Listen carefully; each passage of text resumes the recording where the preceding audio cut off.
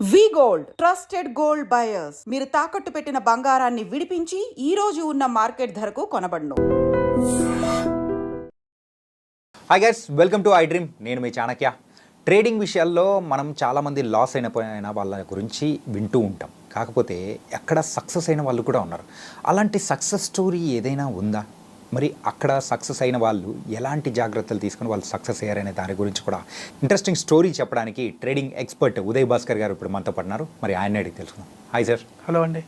Sir, ట్రేడింగ్లో amount కోల్పోయిన వాళ్ళ గురించి మనం బోల్డ్ ఎన్నిసార్లు వింటూ ఉంటాం.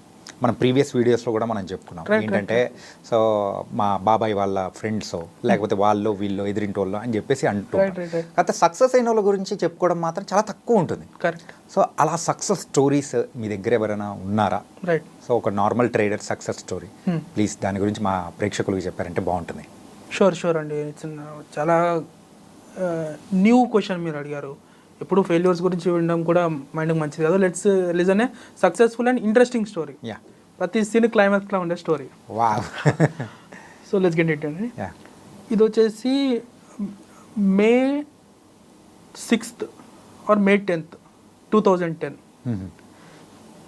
US market within 5 minutes $1 trillion loss. 1 trillion within 5 minutes $1 trillion.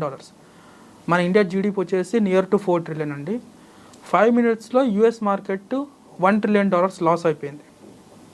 ఏం జరిగిందో తెలియదు అందరికి, అందరు షాక్. దాని వెనక ఉన్న పర్సన్ గురించి will discuss today. Okay. Person వచ్చేసి తన బెడ్రూమ్ నుంచి every month he use to earn $9 lakh, అంటే మన ఇండియన్ కరెన్సీలో 8 crores.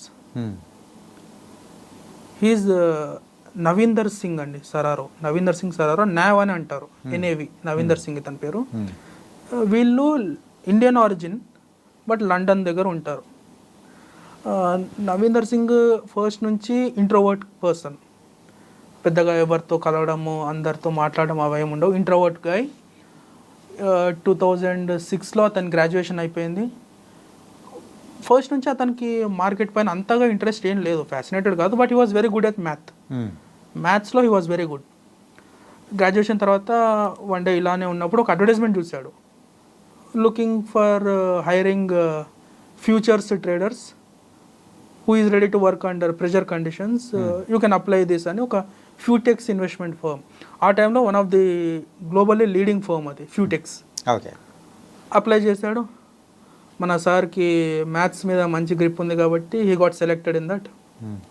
వాళ్ళు అతన్ని మంచిగా ట్రైనింగ్ చేసి రియల్ జాబ్లోకి డిప్లాయ్ చేశారు అతన్ని. విత్ ఇన్ 2 years రియల్ జాబ్లో జాయిన్ అయిన తర్వాత హీ మేడ్ $2 million ఆ ఫర్మ్లో. Okay. He was one of the top performing traders in that firm. This was around 2008-2009.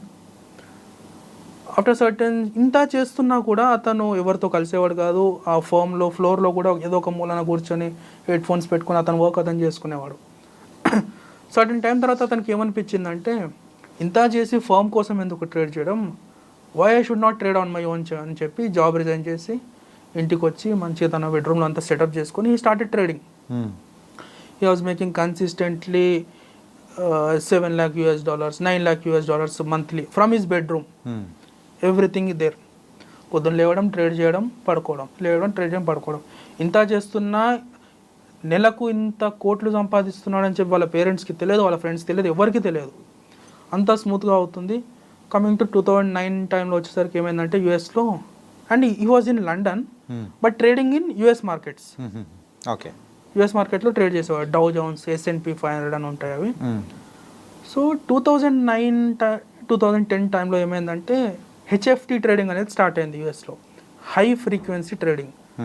అంటే జనరల్గా మనం ఏం చేస్తాము, 1-2,000 క్వాంటిటీ ఆఫ్ స్టాక్స్ కొనడం, అమ్మడం చేస్తుంటాం. HFT అంటే హై ఫ్రీక్వెన్సీ ట్రేడింగ్. కొన్ని లక్షల్లో ఆర్డర్స్ వాళ్ళు ఇన్స్టెంట్గా బై చేయడం, సెల్ చేయడం, బై చేయడం, సెల్ చేయడం అయిపోతుంది స్ప్లిట్ సెకండ్లో. Buy, small profit, exit. HFT trading ఇది. It is completely run by algorithm, అంటే సాఫ్ట్వేర్. ఓకే. సాఫ్ట్వేర్తో ట్రేడింగ్ అనేది స్టార్ట్ అయింది యూఎస్లో ఆ టైంలో 9-10లో. ఇతని స్ట్రాటజీ ఏదైతే ఉందో, this was getting disturbed by this algo. HFT trading. అంటే ఇతనికి ఎక్కువ ప్రాఫిట్స్ రావట్లేదు నవీందర్ సింగ్కి ఈ హెచ్ఎఫ్టీ ట్రేడింగ్ వల్ల. Okay. So he was feeling low, profits రావట్లేదు అని చెప్పి కొంచెం లో అవుతున్నాడు. బట్ అతని స్ట్రాటజీ మాత్రం మానుకోలేదు, అతను సేమ్ స్ట్రాటజీతో ఉన్నాడు.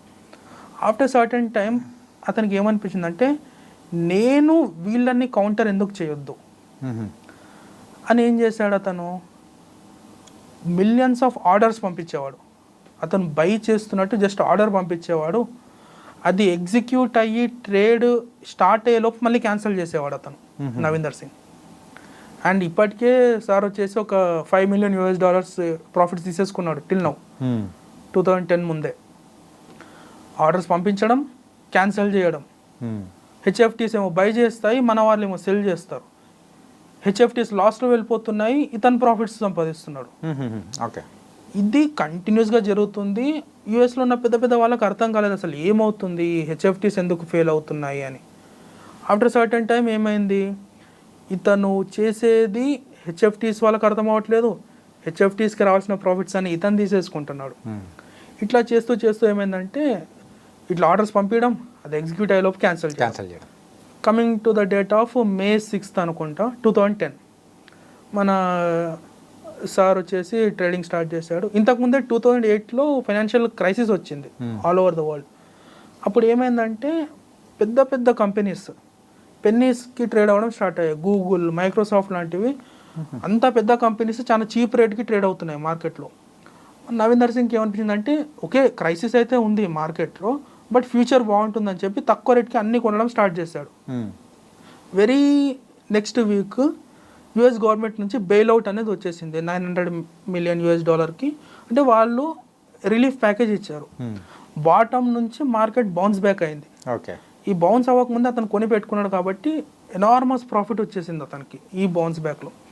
అప్పుడు ఈ రియలైజ్డ్కి నేను I should make huge money in this market. నేను ఏదో చిన్న గేమ్ ఆడడానికి రాలేదు ఈ మార్కెట్కి, I should make huge money from this market అని డిసైడ్ అయ్యి అతను చేసే ట్రేడింగ్ని ఏదైతే ఆర్డర్స్ పంపించడం, క్యాన్సిల్ చేసేది ఏదైతే ఉందో అది ఇంకా ఎక్స్ట్రీమ్కి తీసుకెళ్ళిపోయాడు.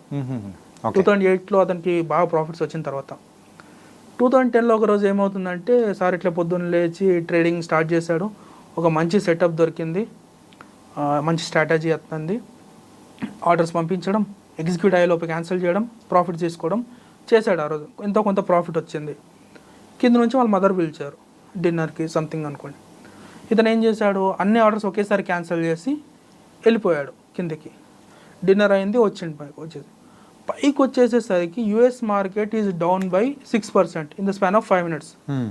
అంటే యూఎస్లో టైం సమ్వేర్ అరౌండ్ 2:30, 2:40 అవుతుంది ఆ టైంలో. ఓకే. జస్ట్ ఇమాజిన్ అండి, మన ఇండియన్ ఎకానమీలో 25% ఒక 5 minutesలో ఎగిరిపోతే ఎలా ఉంటుంది. Complete US markets in chaos ఒక 5 minutesకి. అసలు ఏం న్యూస్ లేదు, ఏం లేదు, కంప్లీట్ కేయాస్. ప్రతి స్టాక్ ఫాలో అవుతుంది. ఎందుకు రీజన్ అనేది ఎవరికి తెలియదు, ఏం న్యూస్ లేదు, ఏం రీజన్ లేదు. కాబట్టి మళ్ళీ బౌన్స్ బ్యాక్ అయిపోయింది in the span of 5 to 10 minutesలో. ఈ లోపల మన నవీందర్ సింగ్ డిన్నర్ లంచ్ చేసి పైకి వచ్చేసాడు. చూస్తే అరే మంచి సెటప్, మంచి ట్రేడ్ మిస్ అయ్యాను కదా నేను అనుకున్నాడు అతను. కానీ తనకి తెలియదు ఏంటంటే ఆ ట్రేడ్ అట్లా మార్కెట్ అట్లా పడిపోవడానికి రీజనే తను. ఓకే. యుఎస్ మార్కెట్లో $1 trillion లాస్ రావడానికి, $1 trillion జీడిపి వెళ్ళిపోవడానికి రీజన్ తనని తనకు కూడా తెలియదు. ఇదంతా అయిపోయింది, మళ్ళీ మార్కెట్ స్టేబుల్ అయిపోయింది. అసలు ఎందుకు జరిగింది ఇట్లా అని చెప్పి మన దగ్గర సెబీ ఎట్లానో యూఎస్లో SEC అని ఉంటుంది, సెక్యూరిటీస్ అండ్ ఎక్స్చేంజ్ కమిషన్. వాళ్ళు రీసెర్చ్ చేయడం స్టార్ట్ చేశారు ఎందుకు ఇట్లా అవుతుంది అని చెప్తే వాళ్ళకి మరి వ్యాలిడ్ రీజన్ ఏం దొరకట్లేదు. మన నవీందర్ సింగ్ అకౌంట్ నుంచి ఎక్కువ ట్రేడ్స్ వెళ్ళడం చూసి వాళ్ళు ఎందుకు మీరు ఇన్ని ట్రేడ్స్ చేస్తున్నారు, ఎందుకు ఇమీడియట్గా వాటిని క్యాన్సిల్ చేస్తున్నారు, what is the reason behind this అని చెప్పి అడిగితే అతను సమ్ ఇగ్నోరెన్స్ టైప్లో మెయిల్ పెట్టాడు వాళ్ళకి. ఐ డో నాట్ రిప్లై, నేను చెప్పాను అన్నట్టు పెట్టేశాడు. వాళ్ళు కూడా అంత సీరియస్గా తీసుకోలేదు తనని. అయిపోయింది, everything was going smooth. And ఈ గ్యాప్లో ఏమైందంటే నవీందర్ సింగ్ దగ్గర ఒక ఇన్వెస్ట్మెంట్ అడ్వైజర్ వచ్చాడు. Okay. And by this time he made $17 million, $17 million he made money. వచ్చాడు, నేను ఎవ్రీ ఇయర్ నీకు 11% రిటర్న్స్ ఇస్తాను, let me handle your money అంటే ఇతను ప్రాఫిట్స్ అన్ని అతనికి ఇవ్వడం స్టార్ట్ చేశాడు. అమౌంట్ అంతా నేను ట్రేడింగ్ చేసుకుంటాను, నువ్వు నా అమౌంట్ని హ్యాండిల్ చెయ్యి, ఎవ్రీ ఇయర్ నాకు 11% రిటర్న్ ఇవ్వు అని. అంత స్మూత్గా అవుతుంది, ప్రాఫిట్స్ వస్తున్నాయి, అతనికి ఇస్తున్నాడు, ఎవ్రీథింగ్ ఈజ్ గోయింగ్ స్మూత్. ఇంకొక ట్రేడర్ ఏంటంటే అసలు ఎందుకు జరిగింది ఈ 2010లో ఈ క్రాష్ ఎందుకు వచ్చిందని రీజన్ వెతకడం స్టార్ట్ చేశాడు. అతనికి తెలిసింది ఏంటంటే ఒకే పర్సన్ మిలియన్స్ ఆఫ్ ఆర్డర్స్ పంపిస్తున్నాడు మార్కెట్కి, అవి ఎగ్జిక్యూట్ అయ్యేలోపే క్యాన్సిల్ చేస్తున్నాడు అని చెప్పి ఇంకొక కనిపెట్టి అక్కడున్న FBI వాళ్ళకి చెప్తే they issued arrest warrant against him, Navender సింగ్కి. Okay. And fine morning FBI వాళ్ళు వచ్చారు అతని ఇంటికి, అతను అరెస్ట్ చేసి తీసుకెళ్లారు. ఎందుకు అంటే ఇతను చేసేది స్పూఫింగ్ అంటారండి, అది బ్యాండ్ వే ఆఫ్ ట్రేడింగ్, అలా చేయొద్దు.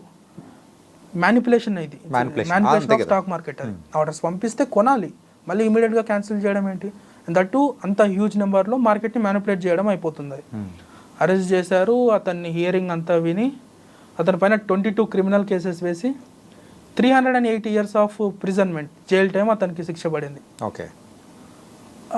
అతను బెయిల్కి అప్లై చేశాడు. జడ్జి ఏం చెప్పారంటే $5 million ఫైన్ పే చేసి యూ కెన్ లీవ్.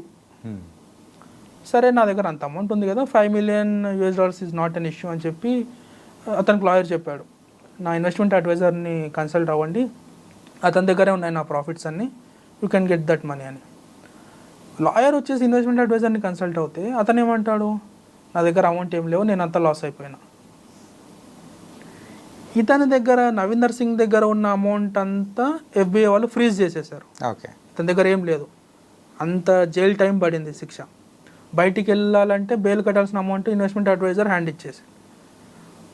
ఇదంతా వాళ్ళకి FBI వాళ్ళకి చెప్తే వాళ్ళకి అర్థమైంది అంటే ఇతని దగ్గర నిజంగానే మనీ ఏం లేవు, ఇన్వెస్ట్మెంట్ అడ్వైజర్ ఇతన్ని లాస్ చేశాడు అని చెప్పి వాళ్ళు ఆ $5 million ఫైన్ని $50,000కి తీసుకొస్తే వాళ్ళ ఫాదర్, నవీందర్ సింగ్ వాళ్ళ ఫాదర్, వాళ్ళ ఇల్లు తాకట్టు పెట్టి ఏదో చేసి అమౌంట్ తెచ్చి ఇచ్చేసి జైలు నుంచి బెయిల్ తీసుకున్నాడు.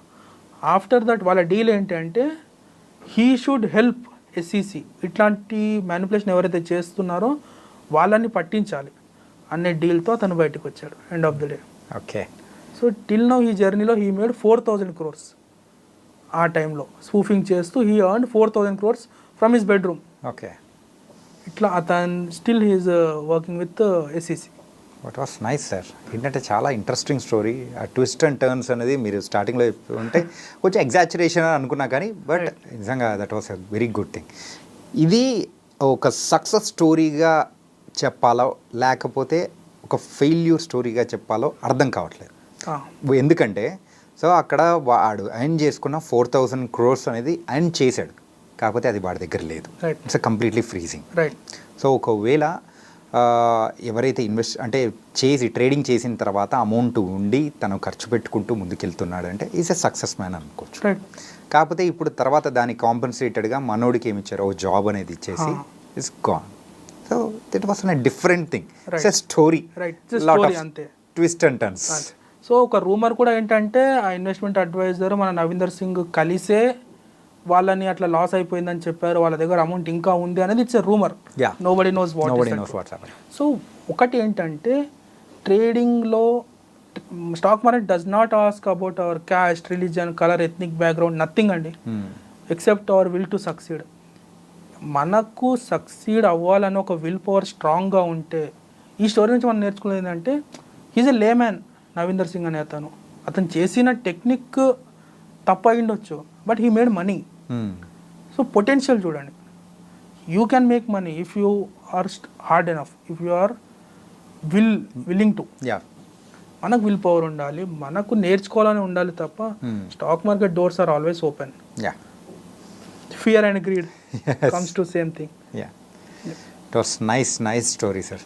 చాలా అంటే ఇందులోంచి నేర్చుకోవాల్సిన పాఠాలు కూడా బోల్డ్ అని ఉన్నాయి. చాలా చక్కగా వివరించారు. So thank you so much. Thank you. So guys, మరి స్టాక్ మార్కెట్లో ఒక ఇంట్రెస్టింగ్ స్టోరీ గురించి, అది కూడా రవీందర్ సింగ్ గురించి, తను చేసిన స్టాక్ మార్కెటింగ్, ఆ ట్రేడింగ్ విధానం అనేది ఎలా చేశాడు, ఏంటి, ఫైనల్గా ఎన్ని ట్విస్ట్ అండ్ టర్న్స్ ద్వారా ఎండ్ అయింది అనేది కూడా ఉదయ్ భాస్కర్ గారు చాలా చక్కగా వివరించారు. మరో ఇంటర్వ్యూతో మళ్ళీ కలుద్దాం. అంతవరకు take care. This is your Chanakya.